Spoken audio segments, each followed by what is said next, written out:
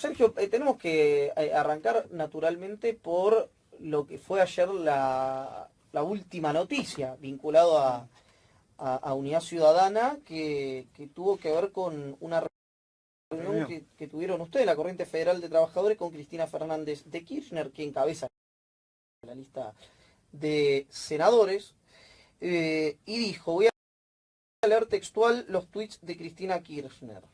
Si me permite, son varios, tuvo tuitera. Reunión con la Corriente Federal, convocaron a la marcha por el trabajo y la justicia social el 7/8. Durante la reunión les dije que hay que rezar por el trabajo, por los que no lo tienen y por los que sufren. Pero también les pedí que no hagan la movilización. Los y las trabajadores y trabajadoras tienen más que sobradas razones para reclamar. En lugar de llamar a una movilización el 7/8, lo que debemos hacer es convocar a una gran votación el 13 de agosto. Ha habido masivas manifestaciones de trabajadores y trabajadoras en los últimos meses en rechazo a la política económica del gobierno de Cambiemos. Sin embargo, el gobierno no escucha las movilizaciones, solo las distorsiona y las desacredita, y no escucha el dolor de quienes pierden sus trabajos o no llegan a fin de mes, e ignoran a quienes no pueden pagar facturas de servicios públicos o tienen que cerrar sus comercios o fábricas. Por eso les pedí que el esfuerzo de la movilización se convierta en fuerza para una gran votación. Que el 13 de agosto le diga al gobierno que así no se puede seguir, que su política económica ha fracasado, que tiene que parar y cambiar el rumbo porque así no se puede vivir. ¿Se hace o no se hace? Si bien la expresidenta planteó en esos términos una charla, nosotros habíamos ido puntualmente a agradecerle la inclusión de los dos compañeros de la Corriente Federal que están entre los 10 primeros lugares de la lista de diputados. ¿Qué son? Vanessa Siley en el 4º lugar y Walter Correo de Curtidores en el 10º lugar. Se desarrolló la charla, algo había hablado por teléfono con ella en estos días. Ella tenía, no sus reparos, pero sí una visión respecto a la marcha del 7, porque se mezcla mucho con un tema de una festividad religiosa. Y a su vez es a 5 días, 6 días del proceso electoral, o 7 días del proceso electoral, y podía, por un lado, interpretarse una medida para favorecer a la oposición, y por otro lado también podía tener cierto riesgo la marcha en función de todos los actos de represión que han estado habiendo con las marchas, las infiltraciones que a veces se producen. Su pedido fue puntualmente eso, que viéramos la posibilidad de hacer la marcha, de no hacer la marcha ese día. Independientemente del pedido de la expresidenta, nosotros seguimos sosteniendo que si la CGT convoca a una marcha antes del proceso electoral, nosotros vamos a concurrir a la marcha. Si es específicamente esta marcha, lo vamos a analizar el día lunes junto con los compañeros de la Corriente Federal, atenderemos las razones y si hay que hacerla una semana antes o una semana después, se hará para evitar precisamente ese tema electoral o que se lo ponga en situación electoral. De todos modos... Perdón, Sergio, hay algo que le asiste la razón a Cristina Kirchner, en que cada vez que hay una movilización en contra de las políticas del gobierno de Mauricio Macri, somos todos kirchneristas, el gobierno, claro, logra instalar que todos los que están ahí, quiso hacerlo hasta con los docentes, que en su enorme mayoría, por lo menos en la provincia de Buenos Aires, votaron a María Eugenia Vidal, que son todos kirchneristas, que lo hacen para erosionar al gobierno institucionalmente y que lo único que quieren es que el gobierno fracase en su política económica. Además, comunicacionalmente la ganan, da la sensación, sí, no sé cómo la ven ustedes, aunque esa dificultad de la gente de llegar a fin de mes exista. Mirá, lo que planteas es acertado, es decir, sin dudas que yo siempre digo que a diferencia del neoliberalismo de los 90, este tiene un nivel de sofisticación fenomenal a partir de los comunicadores sociales, y para que toda mentira sea efectiva necesita de complicidad, y en este caso la complicidad se la da el blindaje mediático que le dan los grandes medios hegemónicos. Es cierto el planteo que vos hacés en los términos en que lo haces, que instalan que todas las protestas tienen que ver con lo político, con erosionar la posibilidad de que este gobierno cambie la República Argentina, que no es el cambio que la gente votó, lo que está haciendo, y que por otro lado pareciera ser que automáticamente todo el que protesta pasa a enrolarse en el kirchnerismo, con lo cual el kirchnerismo a esta altura tiene una legión mucho más grande que cuando se fue del gobierno, pareciera. Ahora bien, nosotros nosotros somos dirigentes sindicales y a nosotros, independientemente de los procesos políticos, nos votan para defender a los trabajadores. Y a veces puede coincidir esa defensa o esa protesta con un proceso electoral o no. La verdad que no es problema nuestro ese tema, y creo que nosotros lo que tenemos que priorizar es precisamente si el trabajador está bien o está mal, si pierde o no pierde su empleo, si las políticas económicas apuntan a diezmarle su poder adquisitivo, y si la política en general a la que apunta este gobierno tiende a desmejorar la situación de las condiciones de trabajo. En función de eso uno actúa. A mí me ha tocado hacer medidas de fuerza, casi estuvimos con medidas cuando el gobierno recién asumía. El gobierno asumió un 10 de diciembre, el día 15 yo tenía una reunión paritaria por un adelanto, y lo primero que quisieron hacernos fue quitarnos lo que habíamos obtenido en el gobierno anterior, que era participación en las ganancias. Y bueno, nos pusimos duros, hubo quites de colaboración, todo, y terminamos arreglando. Y llevaba 10 días el gobierno asumido. O sea que yo no mido eso en términos especulativos. Creo que tenemos una función que cumplir, y sé que a veces no somos del agrado de los medios ni de los comunicadores. Sergio, cuando uno ve la agenda electoral y la agenda de los trabajadores, Sí.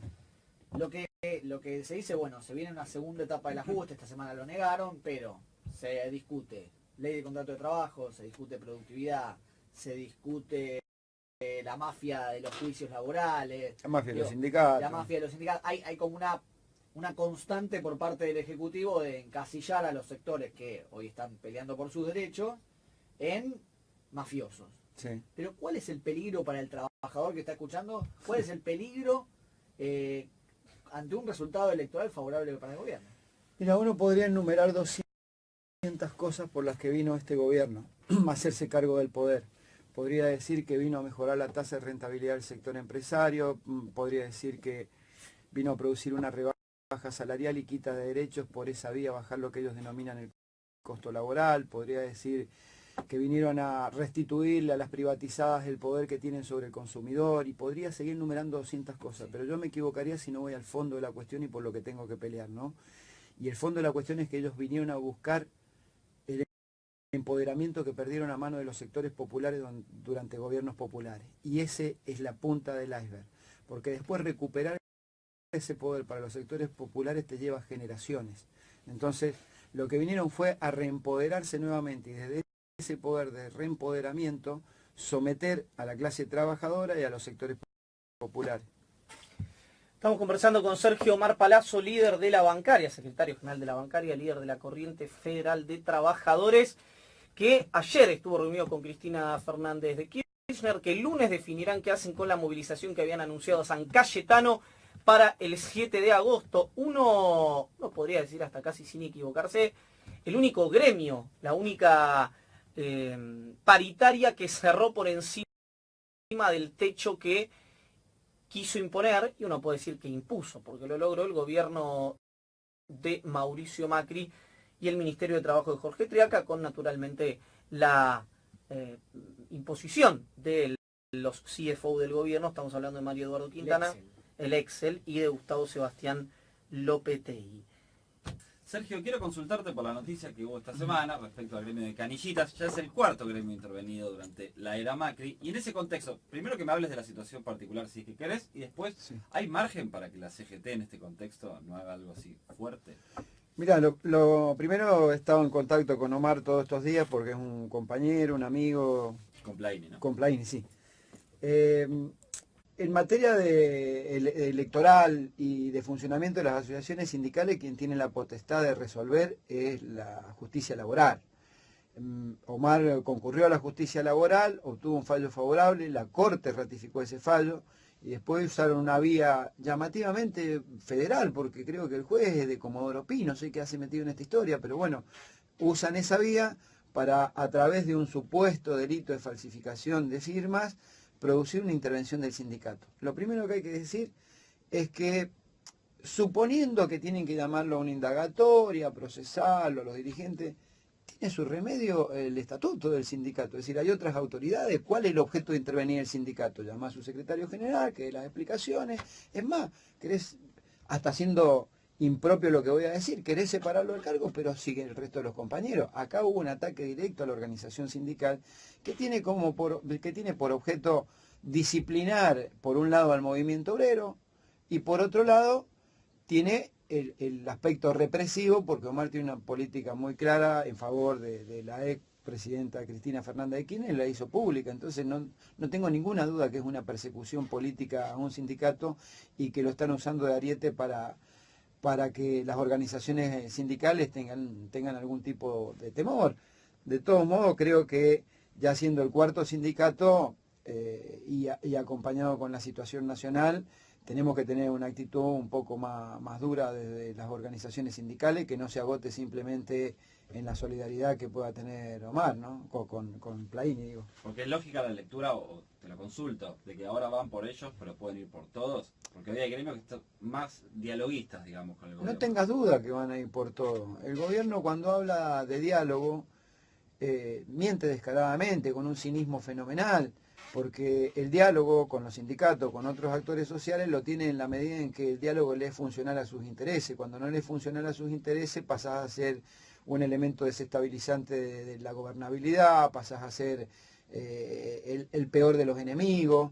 En este caso es muy clara la estrategia del gobierno, que ha utilizado al movimiento obrero como el enemigo perfecto para este proceso electoral, ante la falta de resultados de su gobierno, y que no puede mostrar absolutamente nada: una inflación alta, caída del empleo, caída de la actividad económica, caída del poder adquisitivo del salario. Entonces busca un enemigo. Ese enemigo ha sido durante todo este tiempo Cristina Fernández de Kirchner. Hoy le suman al movimiento obrero. Y en eso, para eso, cuando uno recuerda el atril, el pone la fecha, cierto desamparo, pues yo estuve ese día y cuando me preguntaban qué me parecía, digo, bueno, esto es consecuencia de cierto desamparo de esas personas que se subieron al atril, que se subieron al escenario. Digo, ¿cómo se encausa y se reordena el sindicalismo frente a un gobierno que, como estamos diciendo, todo parece que va a ir contra las centrales obreras? Yo creo que el Consejo Directivo de la CGT tiene que abrir un poco más su espectro de decisión, de consulta y de debate, porque si no terminamos en que el debate se produce solamente en el Consejo Directivo, y ahí quienes más peso tienen son los que imponen muchas veces las posiciones. Yo creo que le resultaría muy bueno al movimiento obrero hacer un confederal donde podemos participar todos los secretarios generales, independientemente que estemos en la conducción de la CGT o no. Y desde ese lugar yo sé que hay muchísimos compañeros de diversas organizaciones que no están en el Consejo Directivo, que mayoritariamente van a plantear la necesidad de una medida de fuerza nacional o la continuidad del plan de acción que no sabemos por qué se suspendió después de una maravillosa movilización en marzo, como explicabas vos, o después de un paro contundente en abril. Hay falta, reformulo, a la CGT, Sí.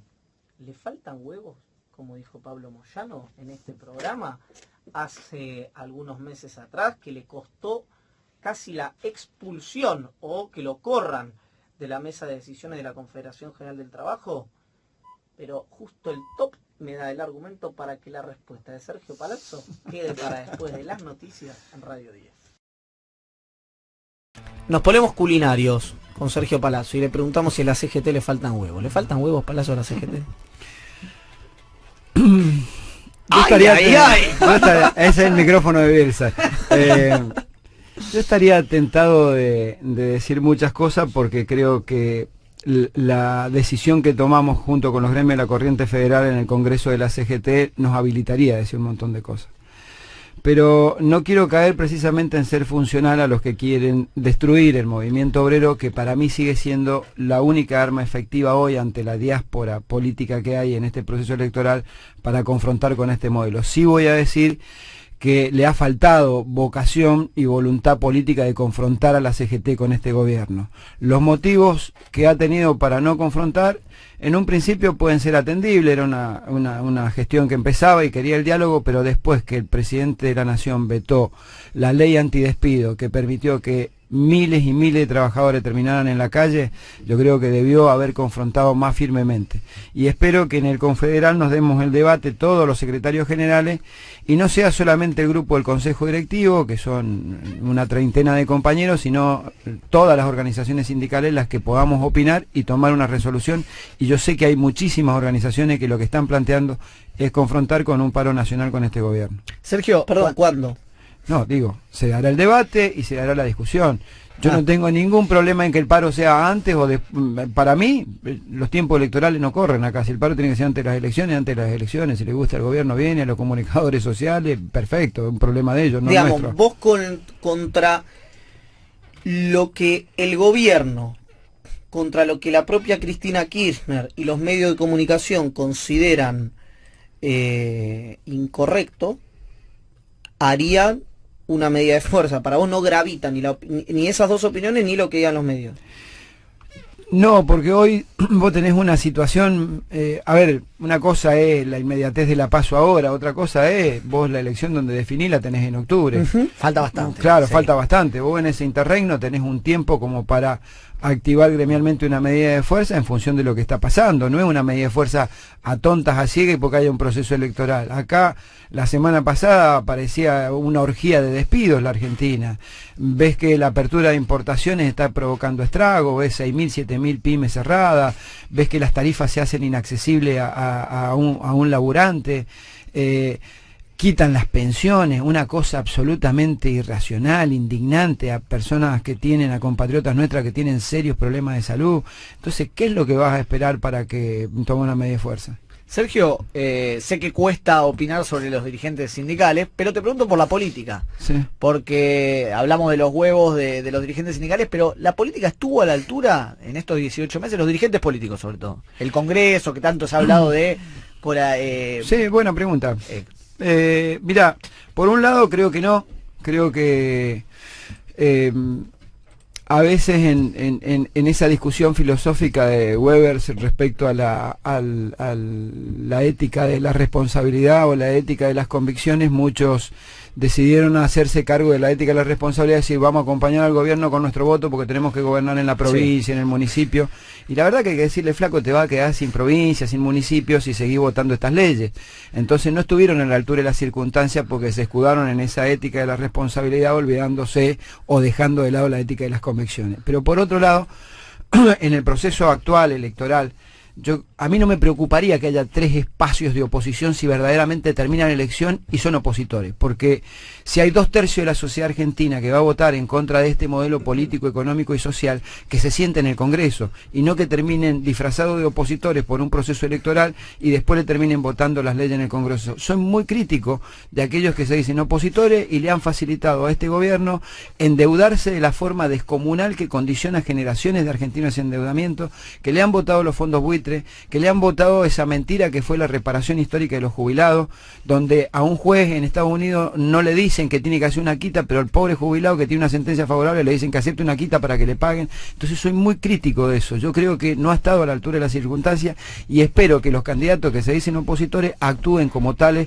el día después de la elección. Y el armado de las listas, la forma en que se decidió, qué paso, qué no paso, ¿tiene que ver con esto? ¿Con la poca confianza que se tenían ciertos dirigentes? Que a priori uno parecía, bueno, una gran interna de lo que era el FPV, no terminó sucediendo, y uno de los argumentos era, bueno, pero ¿cómo se puede confiar en dirigentes que después terminen votando del lado del gobierno? Yo no creo mucho en las PASO. Yo creo en las elecciones internas de los partidos políticos como era tradicionalmente, porque la PASO habilita en cierta medida que el que tiene plata pueda hacer campaña y el que no la tiene no lo puede hacer. Primer concepto. El segundo concepto es, la PASO sirve para que otra gente se entrometa en tu partido político y defina tus candidatos. Si nombras un banco, alguien te llama, así que no nombremos ningún banco. Pero, Sergio, escuché así en el revoleo que estabas hablando acá con los chicos, que el sueldo, ¿cuánto es el sueldo promedio de un bancario? Tomando todo lo que gana dividido 2, incluido aguinaldo, te da 52.000 pesos promedio. Mamá, No, quiero ir ahí ya. O quiero un palazo de secretario general de mi gremio. Bueno, eso ni hablar. Pará, ahora lo voy a boletear yo a Palacio en vivo. Está bien, es cierto que es un sector... El sector viene hace mucho tiempo. ¿Cuánto Sí. hace que sos Sergio secretario general de la bancaria? 4 años como secretario general y 4 ejercí como secretario general ante la detención de Zanola, que no era secretario general. Bueno, por Dios me voy a poner de pie si vamos a hablar de eso. No, mentira, es un no, chiste, es un chiste. Pero digo, también cobraban bien antes, seguramente. Sí, y además es un sector que, Fuerte. si se paraliza, digamos que... Cagaste la fruta. Se No, y pudre afecta a toda la pirámide, ¿no? Claro. Pero la prensa no sería tan... No, la prensa no. La prensa no importa a nadie. Un saludo. Igual tiene que ver con un par de cosas el crecimiento salarial, más allá de las discusiones que nosotros dimos en el gobierno anterior, que eran todas a la suba por encima de la inflación, que tiene que ver que en el 2014 o 2015, 2014 creo La que fue. devaluación, 2014. No, la devaluación no. Nosotros logramos un acuerdo de participación en las ganancias, que se acordó eso, el ministro era Kicillof y fue bastante inteligente la discusión que planteó. Y eso engrosa obviamente el rubro. Eso Claro. son, dentro de una remuneración mensual varía entre 1.200 a 6.000 pesos, y si lo tomás anualizado creo que son entre 12.000 y casi 40.000 pesos al año también que se cobra por eso. Bueno, está bien. Un sector pujante el financiero, ¿no? A los bancos les ha Siempre les ha ido muy bien, ¿no? aún le puede ir mal a la sociedad y a los bancos les sigue yendo bien, y han ido mutando su negocio, de lo que era el negocio tradicional de tomar y prestar dinero, pasaron a cobrar comisiones altas, de ahí pasaron a las posiciones en dólares y hoy pasan a las posiciones en LEVAC. ¿Vos negociás directamente con los presidentes de los bancos? ¿Con quién negociás? En el caso de la Cámara de EVA, con el presidente de la Cámara y los banqueros, pues son presidente de banco. ¿Hoy quién es el presidente de ADEVA? Jorge Britos hijo, Jorge Pablo. Jorge Pablo. Claro, que es dirigente de River, exactamente. dicho sea de paso. Sí, generalmente la voz cantante de esa Cámara la tiene Jorge Brito, es uno de los bancos más importantes, el que más incidencia, uno de los que más incidencia tiene. Y por la banca pública, generalmente la referencia es el Banco Nación, quien está en el presidente del Banco Nación. Vos tuviste buena relación con Carlos Melconian. Sí, tuve buena relación porque más allá de las profundas diferencias que tenemos en lo que piensa uno y Sí, otro, claro. en materia de lo que fue su manejo en la paritaria y en el banco también, fue una persona que ayudó a destrabar conflictos y bueno, se cargó precisamente en uno de los conflictos un problema serio con el gobierno. Nosotros obtuvimos una paritaria por encima del tope que estaba previamente negociada con él. No creo que haya sido la razón fundamental por la que lo despiden del gobierno, pero sí que tuvo incidencia, lo han hecho público ellos inclusive. Ujú. Sí, sí, recuerdo que la ida de Carlos Melconian en medio de un llanto, Video con emoción, sí. sí, y en el que se funde, o por lo menos la despedida es un abrazo que se da contigo, que fue para muchos, viste que hay una cosa que es, vos tenés, no sé, Massa, la tiene Stolbizer para que lo deskirchnerice, digamos, ¿no? Esas estrategias que se dan. Sí. Bueno, cuando vos ves que Melconian se abraza con Palazzo, decís, no pensás que Palazzo se hizo melconianista, tampoco que Melconian se hizo palacista, pero pensás que hubo, como que Sí, genera un ¿qué está interés. viendo? ¿Qué es lo que está ¿Y viendo qué fue? Melconian? ¿Qué fue? Digo, al margen del número, porque vos... Mira, fue un presidente atípico. Yo me he tocado discutir con distintos presidentes de banco y de distintos gobiernos. Melconian había un problema y no tenía problema en ir al sindicato a hablar conmigo. Es decir, se cruzaba desde el Banco Nación, había un problema, decía, bueno, aparecía por el sindicato y decía, bueno, ¿cómo es el problema? ¿Cómo se puede resolver? Me ha pasado hasta con gobiernos populares que no me han atendido los presidentes. ¿Nombres? Forlón, Fábrega. Claro, me imaginé. Particularmente Fábrega. Me imaginé. Fábrega no hizo una lista en contra, nosotros en el sindicato. A pesar de eso tuvimos buena relación después, lo que quiero decir, cada uno juega su partido y yo lo acepto, son las Sí, reglas sí, de juego, sí, un sí, banco sí. público, está bien, pero en el caso de Melconian iba y lo resolvía aparte, no es que no. Te vuelvo a decir, la paritaria, cuando empieza la discusión paritaria, ya sabíamos que iban a tratar de imponer un techo de la inflación. Y cuando yo le planteo, ¿y para atrás qué hacemos? Porque hubo pérdida del poder adquisitivo, él admite en la discusión que hubo una pérdida del poder adquisitivo. De ahí surge ese 4% que después se hace acumulativo con el 19,5 y termina en un 24,5 para nosotros. Y para ellos fue la supuesta puerta del infierno que nos hubieran dado esto. Ujú. Y se pudo resolver porque tenía sentido común. Más allá de vuelvo a decir, yo estoy en la antípoda de lo que él piensa, ¿no? ¿Te has mantenido en contacto después de la Lo ida he de- visto un par de veces. Una vez me lo encontré en el aeropuerto, que se iba a Estados Unidos él a hablar con unos inversores, no sé qué me contó. Y después un par de veces me llamó cuando cerramos la paritaria, me llamó, que ya no estaba, ya lo Claro. habían echado, me llamó y me dijo, al final terminaron firmando más o lo mismo que habíamos acordado nosotros. Y le digo, sí, bueno, me llamó para felicitarme ese día. Y después un par de veces más me habló por teléfono. Me llama siempre, lamentablemente, cuando Racing le gana Independiente para cargarme, pero bueno, Bueno, pero este año no pudo llamar no pudo, mucho. no pudo, por suerte. ¿De eso querías hablar? No, quería Ah. hablar. Sergio, cuando uno va viendo noticias del mundo financiero, se habla de nuevos actores y hay una palabra que suena mucho que es reconversión, y sobre todo cuando hablan de recursos humanos, ¿no? Que es bancos con menos sucursales, menos gente, pero con el mismo cometido, que es prestar a tasa. ¿Cuáles son los riesgos de eso? Mira, nosotros, si bien a veces nosotros tenemos una posición dura con el gobierno y nos preguntan por qué, porque fuimos una de las mejores paritarias, nosotros no hemos tenido caída de empleo. Si vos mirás la cantidad de trabajadores bancarios en el 2015 y ahora, hay creo que 6.000 trabajadores más en el sistema. Creció. Hay 140 sucursales más abiertas de banco, pero lo hacemos primero por una cuestión de clase, porque vemos que al resto de los trabajadores le va mal, y es cuestión de tiempo que nos vaya mal a nosotros. Claro. Es decir, si despiden trabajadores del circuito formal, son menos cuentas sueldo que administrar, menos préstamos que dar. Pero además, porque vamos a tener problema en el mediano plazo nosotros y en el largo plazo en materia de empleo.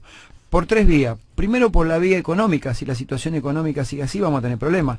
Segundo, por la vía del avance tecnológico. Hoy el Banco Central está permitiendo la apertura de cajeros automáticos en estaciones de servicio, en supermercado. Te vas al supermercado y te dan un adelanto con la tarjeta. Esto nos quita trabajo. Y lo tercero, las desregulaciones del Banco Central, que eso es lo más grave. Yo voy a lo de Mercado Libre como un caso, bueno, que presta eso es lo que dinero. eso es lo que te iba a expresar. No solo a nosotros nos va a golpear en el laburo. Mercado Libre es la punta del iceberg, porque hay 72 emprendimientos de fintech aprobados en la Argentina, que son los que se prestan por vía de plataforma digital a una tasa cero o a una tasa mínima. El problema es que no tiene regulación el Banco Central, lo cual se convierte en un germen de lavado de dinero que nadie controla. Vos podés hacer operaciones de 1 millón de pesos por día, por persona. Quiere decir que puede lavar 30 palos al mes. Es una cosa de loco, y el Banco Central mira para otro lado. Entonces vamos a tener un impacto en el empleo, y estamos ocupados en eso. Están los técnicos nuestros laburando en un proyecto para presentarle al Banco Central, para que todo avance tecnológico sea discutido en el marco de una mesa de negociación, sector empresario, sindicato y Banco Central. Por ejemplo, cómo lo resolvió Alemania, cómo lo resolvió Francia. Disminuyeron la cantidad de horas de trabajo, distribuyeron las horas de trabajo y pudieron preservar los empleos. Algunos lo hicieron por vía de decreto y otros lo hicieron por vía de acuerdo. En ambos casos no hubo impacto en el empleo por el avance tecnológico.